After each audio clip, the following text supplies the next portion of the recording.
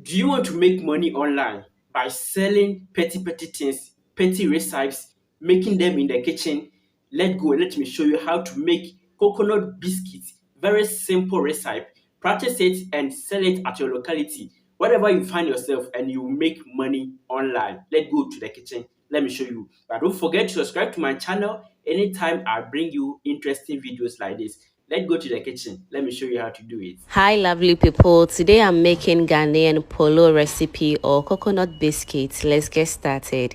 So to a bowl, I'll add in my 2 cups of all-purpose flour, 1/4 cup of sugar, half tablespoon of baking powder, nutmeg, and also some salt to taste. I'll also go in with some 1/4 cup of butter. You can use any butter of your choice, and I'll be using this matured coconut right here. I will use 1/2 cup of matured grated coconut. I'll go in with some coconut milk to mix this dough until the dough comes out from the bowl very nicely. You can also use water if you want, okay?